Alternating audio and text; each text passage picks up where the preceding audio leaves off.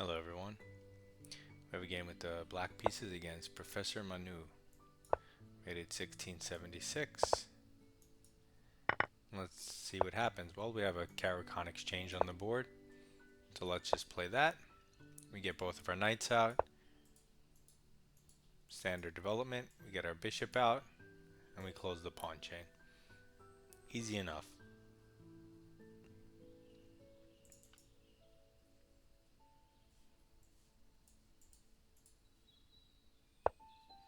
So he pins our knight, and we pin his knight.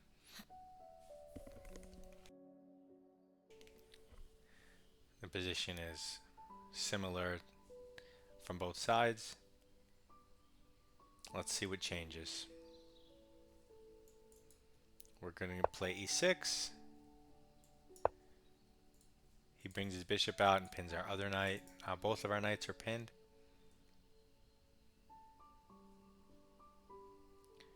But we open up our bishop's diagonal. He attacks our bishop. We trade it for the knight. It's forcing, and it undefends the dark squares in the center. We can't take because our knight's pinned though. So let's castle. In order to castle, we need to develop. Let's break this pin, protect the knight. Now we're ready to castle. Castling threatens the pawn in the center. Let's see if he notices. He does notice. Now we can potentially kick the bishop and try to force matters. We could also start with the improving move, rook c8, developing. And we're ready to kick either bishop at both times. Let's start with this bishop and give our king some space to breathe. Okay, so he goes back and now his bishop is hanging if we ever have any tactics. Now let's kick the other bishop, gain space there for free, see what he does.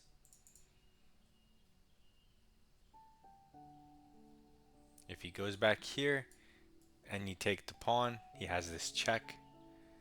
You get the bishop, he gets the knight, but you are up a pawn there, so.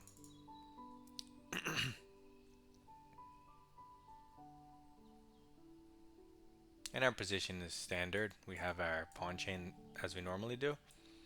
Both knights out, bishop on e7, and a rook on the c file.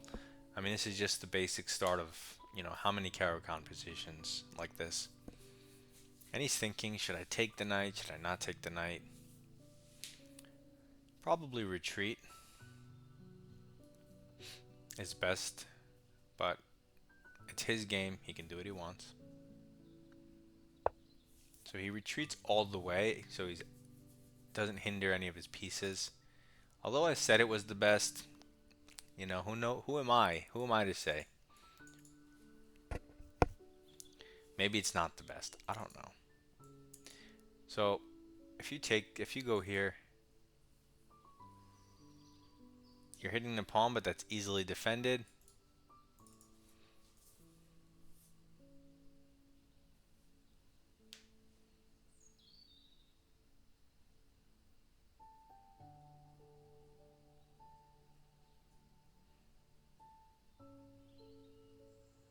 We can mess up his structure. I mean, this is just weird. We can definitely pin this at some point if we don't care about our own pin.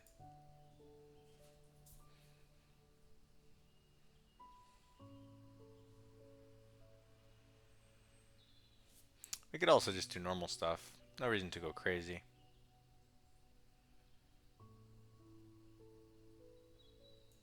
So let's go b5, b4. Launch the queenside pawns up. See how he chooses to respond. I'm just slowly increasing pressure without committing to anything too much. Telling him that he has to find improving moves in his position. And players tend to lash out. They tend to try to force the issue and end up making a bad move. Sometimes it can't be forced and you just have to improve. So now he's thinking here, what's an improving move? Do I just go a3 because I don't know what to do. Do I, that's what he's thinking.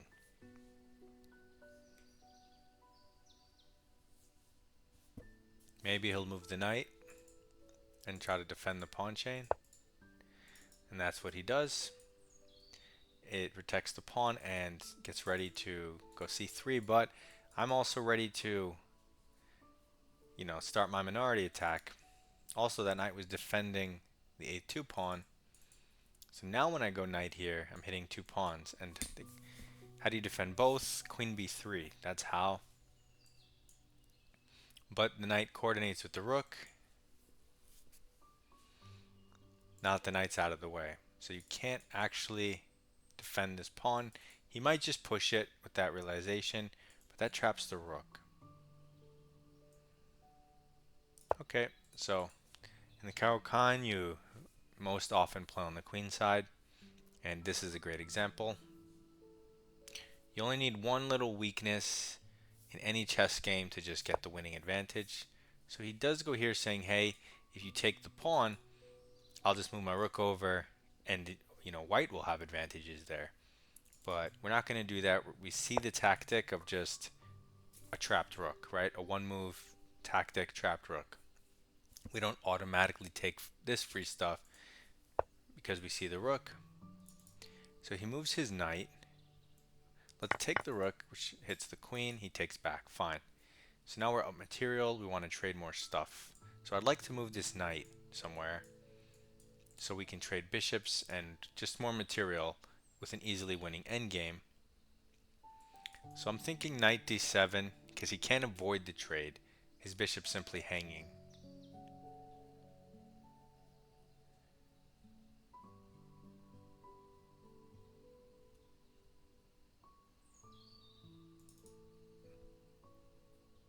I wonder though.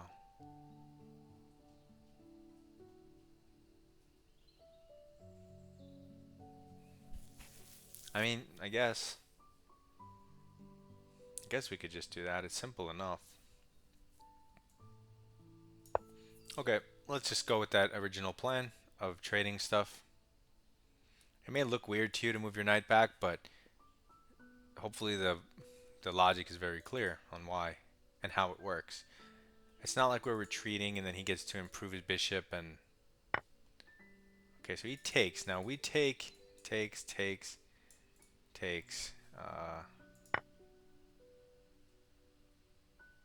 We're up 2 points of material. So even if he gets a pawn, we get a queen. He gets a queen. We're up material and there's no queens for him. So it's good for us. So he just improves his bishop. Now we just need to get our knight, I don't know, somewhere around here. So let's improve it. Our pawns, we basically don't have to move until we're ready to play b4 if we ever want to. So what's he coordinating on? What's this guy trying to do over here? Nobody really knows. I feel like this is a great square because it has lots of options. So let's improve it for free. Oh, he's going for checkmate. I should have known, my mistake. Let's take a second timeout to just stop his checkmate and attack both pieces. He trades. Now there's no more threat. And even though this pawn is doubled, it's not a big deal. So he takes our knight. I guess he didn't want to deal with the constant pressure. How should we take? We can keep on with the minority attack and still go for b4. So now he helps us undouble our pawns. His idea is to get his knight back in the game, but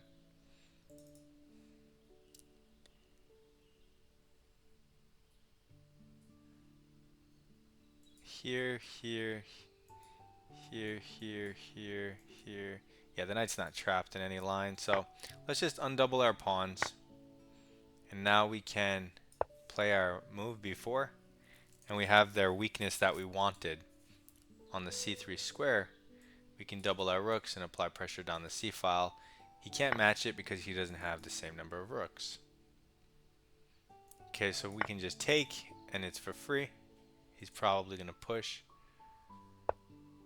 Okay, he defends this way, but that hangs a different pawn for free. He jumps his knight around. I mean, it doesn't really matter. But we'll push it just so it's defended. You can do whatever you want. You can attack. You can bring your rook in. Doesn't really matter. You're up 3 points of material. You have a protected, connected, passed pawn here. So the game is over. Let's bring our last piece in the game. Okay, he goes towards us, which is a little weird. I don't want to take the time to try to, trap his knight or figure out a construction or whatever.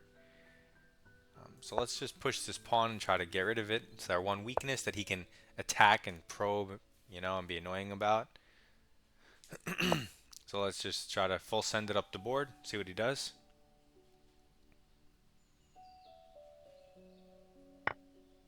Oh, he takes, okay. So since he takes, I'm just going to now just attack these two weaknesses because they're super easy to attack. That's the whole point of launching my weakness up the board. It's to get rid of it while creating weaknesses for him. So he goes for the counter attack on my f-pawn. But that's not really a thing. We just push it. He moves the knight out of the way. I mean, there's some checks, but nothing real. I'm going to throw in this check because his rook took away the forward escape square. So I'm going to push it to the edge of the board.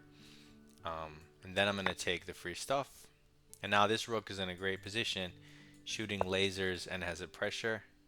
He gives a random check, but that only helps our position. He's hopping his knight around some more. Let's now connect the rooks. He gives another random check, which helps improve our king's position. Okay, we're obviously not going to go for a draw, so let's choose a different square. He goes there, probably because he wants to attack this pawn, but the rook is challenged immediately, so he doesn't have time for anything. He goes there. I say we just really bully the rook, right? So he goes to this open square. Any checks are only going to improve our king, so we don't care about them.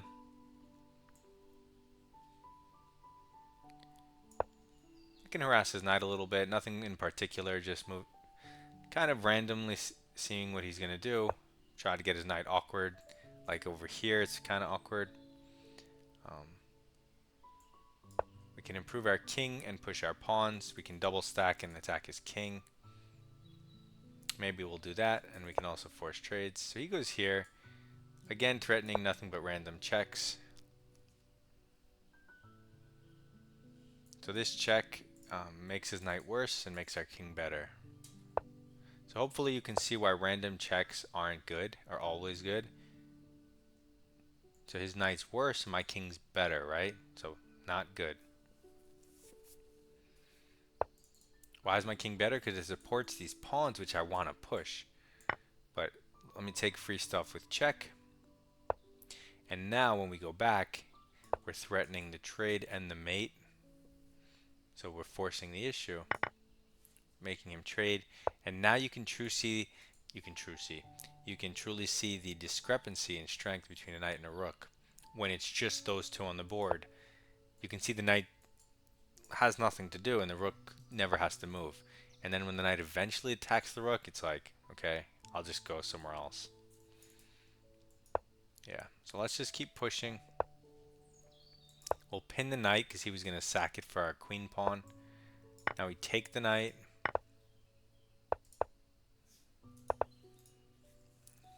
And then we checkmate the guy. He goes that way, so we push this pawn. He wants to escape. Okay, I was going to box him in, but he resigns.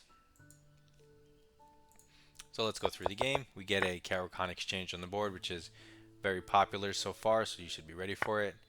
It's a very simple thing that we've been playing. We've just been bringing both of our knights out and the bishop. So we develop to the center one knight, then we develop to the center the other, then the bishop. And then we close the pawn chain. Oh, it's the most natural thing anyone would do. 1200, 1100. So we close the pawn chain, develop the bishop. He attacks our bishop, force move. Development and center by unpinning our knight. King safety, development. Development. Improving move for free. Improving move for free. This kind of gets an early start on the minority attack. If we look at the engine, there's a bunch of moves. So b5 and queen b6 were the right ideas, so we'll just stick with those. And now it's an improving move for free. That looks like it may win material. It looks like it's hard to deal with. And it was, because he immediately hangs a rook. So free stuff, free stuff.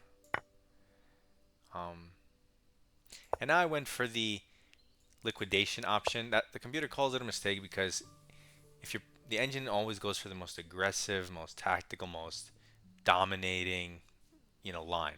So it doesn't care about liquidating and just having the easy conversion. So that's why it's saying this. It's saying go all in with the b4 move right away. But why do that when you could force all these pieces off the board? It's because of the line I was looking at. He wins this one pawn back in this line, but even here you're still up material. His knight's completely misplaced. His bishop, even on his best square, has nothing to do. And he has nothing to attack. So this is what I was looking at. But they're just saying, don't give him this pawn, go b4. So yeah, it makes sense technically. So that's, now you can see the different trains of thought and you can decide for yourself what kind of game you want. So we force trades, and you can see how forcing trades is also sometimes a concession. This is a great example of that. So he doesn't find the best move, and that just makes it totally losing for white. You have to get that pawn back. Now we just improve a piece for free. Prophylaxis for free. Forced move. Forced move. It's minus 3.3. Forced move. Minus 4. And now we play b4. Forcing move. It's for free because it threatens the pawn. Forced move. Minus 5. Free stuff. Forced move. Improving move for free. Improving move. Trying to get rid of our weakness. If he takes, then we can easily just attack them with the rooks. If he pushes past, then you have a dangerous pawn, so it might be a win condition if he leaves it there. Improve for free. Prophylaxis. Improve for free. Free stuff. Force move. Improve for free. Force move. Force move. Free stuff. Improve for free. I can't say it's an improvement or not because you'd have to calculate every variation, but I'm moving for free, so who knows? Neutral. Improving my king. Now I'm just improving for free. You can win any number of ways, doesn't really matter. It's minus 9. They gave me a 96% even with the mistake of, what they call a mistake of knight d7, going for the trade of pieces, just because of that queen takes d5. And I kind of agree with them. There's no need to allow the queen takes d5. But if queen takes d5 is not part of the line, then I say definitely go for this 100%. But because it is part of the line, I wouldn't recommend moving the knight back in hindsight. But either way, 96%, good enough. Hopefully this helps. Good luck in your chess games. I'll see you next time.